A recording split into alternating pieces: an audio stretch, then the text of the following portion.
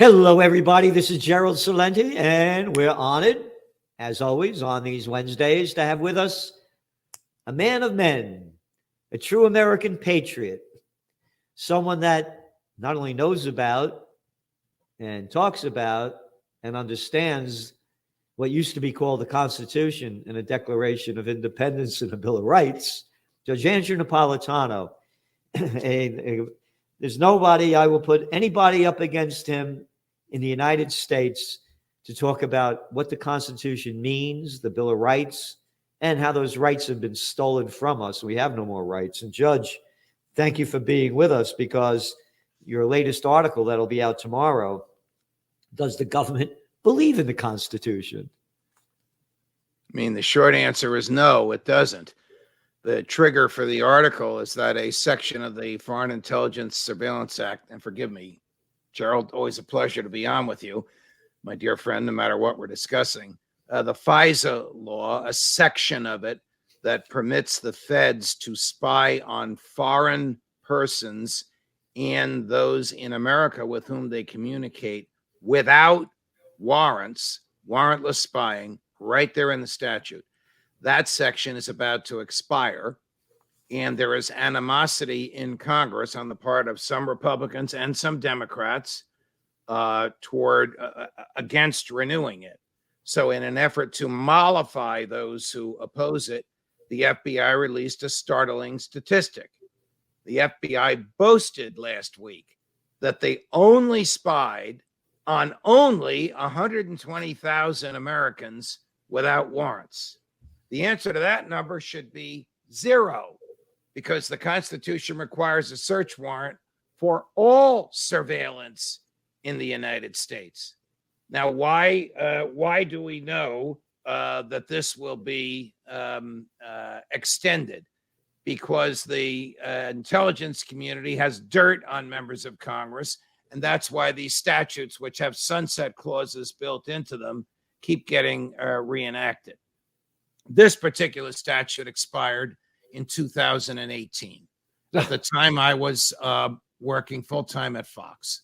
I was on Fox and Friends in the morning. I looked in the camera and I said, Mr. President, you need to veto the extension of this statute. This is the statute that the deep state used to spy on you before you were the president of the United States. Trump from the White House tweets, that's it, I'm vetoing the statute.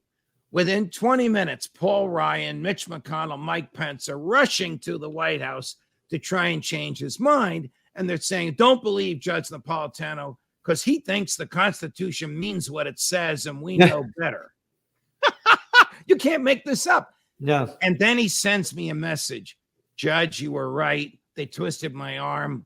I had to sign the extension. It's the very same statute now that is due to expire this December, that, of course, Joe Biden's in favor of, the FBI is in favor of, the NSA is in favor of.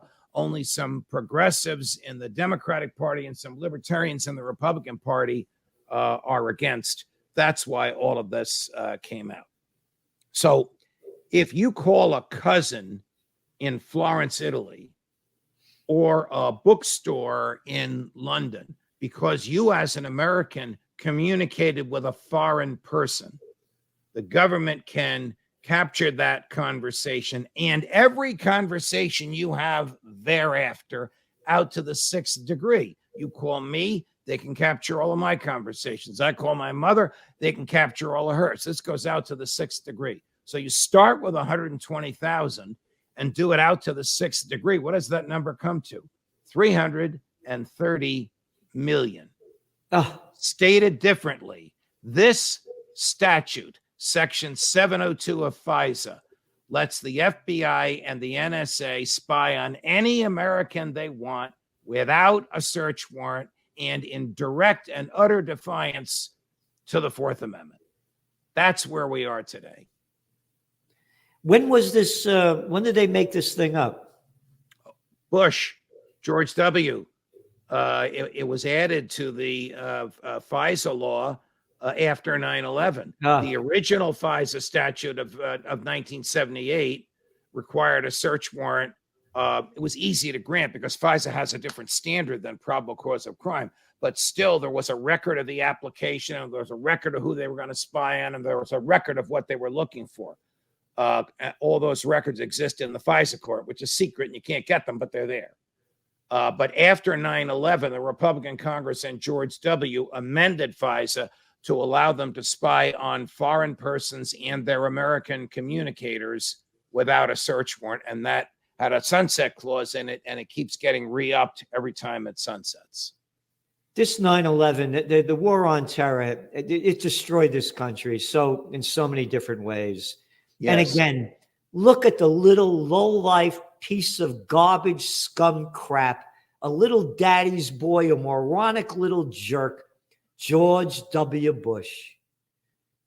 Look at the leaders of our country that have destroyed it, have robbed us of our freedom and liberty. Remember when it used to be fun to fly? And now you got to get felt up if you don't go through the thing, whatever. And look how this country's gone down. And a little jerk like this brings us into the Afghan war. We're going to get that guy Osama bin Laden dead or alive. And 88% of the people believe it. Yes. And going back to this article, you mentioned that they spied on 120,000 Americans without search warrants. What did they find? What did their spying reveal? Well, they won't tell us. That is a great question. They won't tell us what they found. But here's the problem. If they find evidence of crime, they can't use that evidence in a court because the original spying was unconstitutional. So they will then have to create a false narrative, stated differently, lie under oath, to persuade a federal judge as to how they found the evidence. So, if they're spying on a janitor in the Russian embassy, and they learn that he's really a KGB colonel who beats his wife in their apartment 2 blocks from the embassy, can they use that information against him in an assault and battery prosecution? Answer, no. They would have to find another way, a subterfuge, to pretend that they had a legal means to get that information. And that is a real case. I'm not making that up. It's called parallel reconstruction, where the government reconstructs falsely, but credibly. Man, I can't believe I'm saying this because we're talking about government lying to judges as if it were a commonplace thing to do. The same government prosecutes people for lying to judges, and yet it does the same thing in order to win its criminal cases. If I hacked into your computer without a warrant, you could have me prosecuted. But the feds do the very same hacking every day, all day, and nobody gets prosecuted. Yeah. And again, if 120,000 searches, if they had something big, it would have been the news. The FBI found blah, blah, blah, blah. And correct. Well, nothing. It would be in the news because they would be taking credit for it. They would say, look at the terrorist activity we stopped, or the bank robbery we solved, or this creep that we picked up before he pulled the trigger. Nothing. Crickets. Nothing. And they, of course, will never identify who these people are, because once they do, these people have a lawsuit against the feds for spying on them without a search warrant.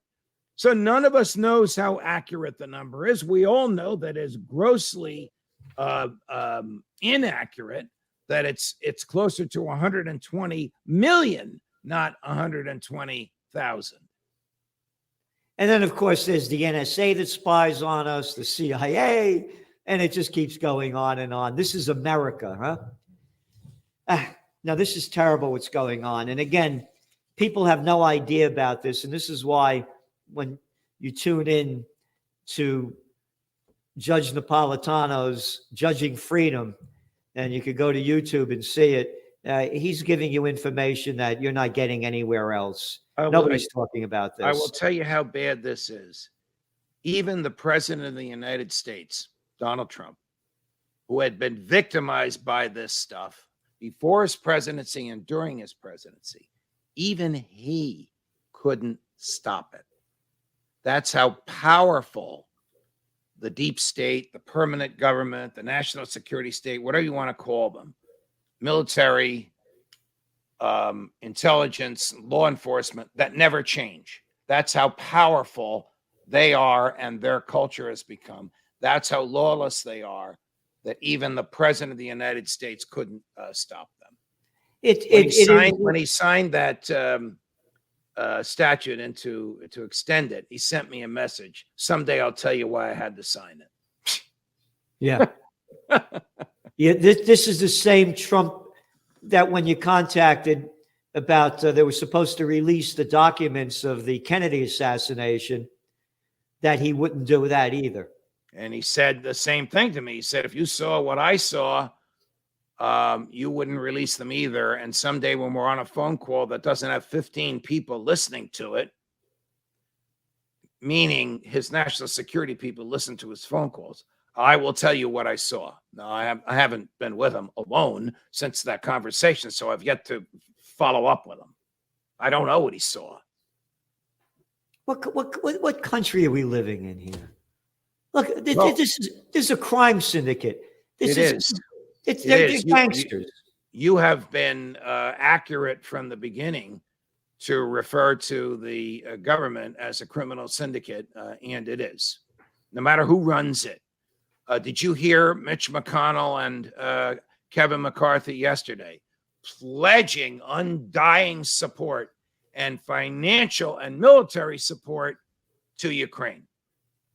A Russian journalist who spoke fluent English asked Kevin McCarthy in Israel, where McCarthy had just finished addressing the Israeli Knesset, their parliament. You once said that American support for Ukraine is not a blank check. Do you still believe that? And he backtracked from the blank check.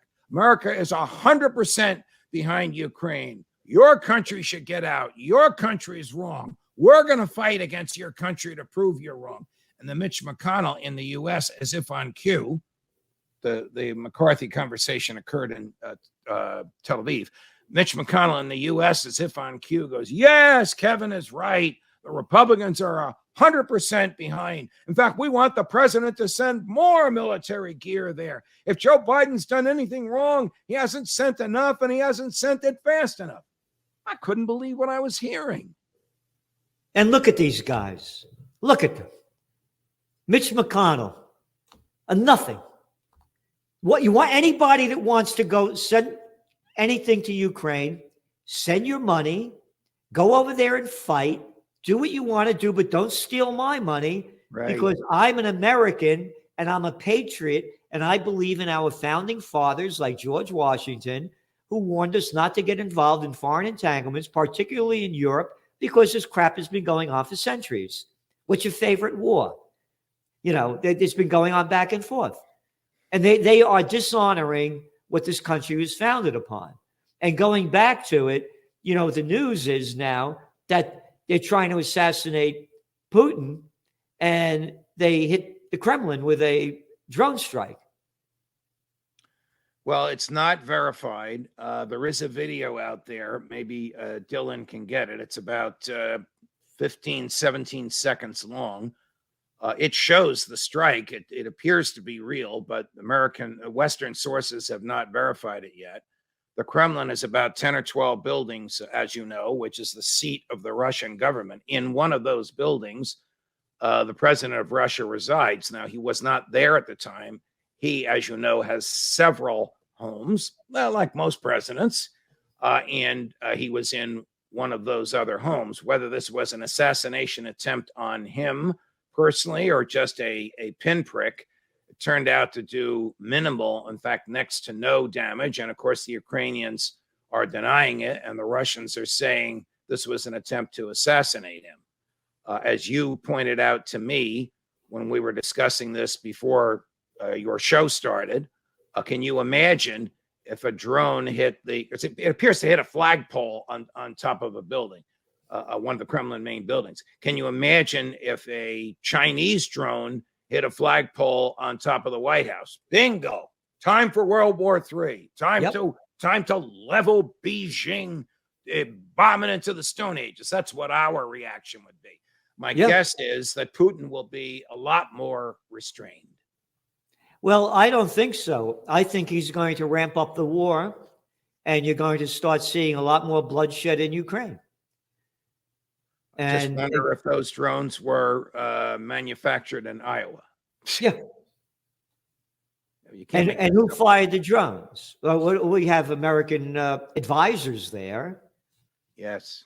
According to Lloyd Austin, our Secretary of Defense, that are American advisors to make sure the equipment is being used properly. Right. No, the World War III has already begun, and people have no idea of the escalation of this. And it's going to be, again, as I said, if a drone strike hit the White House or near it, oh my God, look what they're doing to us. And we'd be, all the American people would be, let's go get them. And now again, it's ramping up in the war with China. Right. And then you mentioned McCarthy being over there in Israel. Israel is ramping up its wars with Syria. Bombs away over Aleppo the other day. They just bombed the airport again, the Aleppo airport. More rocket exchanges between Israel and the Palestinians after, the Israelis, one of the guys and the Palestinian guys, they died. And now they responded. But anyway, as I say, when all else fails, they take you to war. And it's failing in Israel with Netanyahu, with the ongoing protests against his judicial reforms. And he's going to get the people's mind off it by escalating war with Syria and Iran. He has done that for all the 15 years that he's been prime minister. When he has a domestic problem, he starts a war, he kills innocents.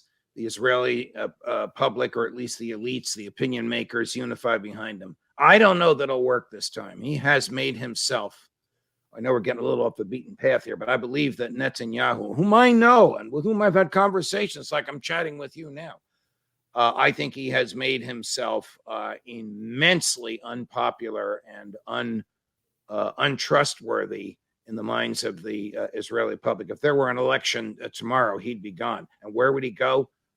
The defendant's table in a criminal prosecution. Yeah. And that's started that trial in Israel. They start the trial, they do it for a week, and then they postpone it for 6 months. In America, we do it from beginning to end, but because he's the prime minister, they keep postponing it. Over the weekend, U.S. fighter pilots and Russian fighter pilots got in one of those dogfights where they don't shoot at each other. So they sort of did this to each other to sort of taunt each other. Where? Syria. Yeah. What the hell are American fighter pilots equipped with lethal missiles doing over Syria? When did the Congress of the United States authorize American military action in Syria? Why doesn't the Congress do something about this? Because the American public doesn't care, and Joe Biden loves fighting secret wars. And in fairness to Biden, Obama did it, and Trump did it as well. Syria, Syria, Syria. We can't have a war going on there that involves the Russians that we're not involved in. The Russians are involved on one side. We got to get on the other side. That's the mindset of the war party. Democrat president, Republican president. Democrat Congress, Republican Congress. It doesn't matter. It's the war party. You're right. And again, where are the Americans in Syria? Oh, they're in the eastern area where they're stealing all the oil. They're stealing the oil. Yeah. As I say, you think we would have invaded Iraq if their major export was broccoli? Broccoli Rob, maybe. Maybe. And again, as I say, when all else fails, they take you to war. And Biden's popularity is in the toilet. He's running for president, and he'll get the people's mind off it when we keep ramping up war. Correct. And that's my greatest fear. Correct. On Monday, a 26-year-old American was killed by a Russian missile. He's an Army veteran, honorably discharged from the Army and volunteered in sort of a foreign legion to fight in Ukraine, coming back in a body bag. He did that voluntarily for whatever thoughts and he had in his mind. But once an American active duty military comes home in a body bag, then maybe the public's eyes will open up and say to old Joe, what the hell did you have troops there for? Nah, Or authorize this. Congress doesn't care. the public doesn't care. The public has no clue what's going on. You know, The public is more interested in what people wore to the Met Gala on Monday night. If you look at the New York Times, these garish, absurd costumes, the public is more interested in that than they are in the American government killing and lying about it. Yep. The cover story in CNN yesterday, last evening before I went on the air, was AOC's not going to run against Gillibrand for the U.S. Senate. What? Oh, how about Minnie Mouse isn't going to run against Clarabelle?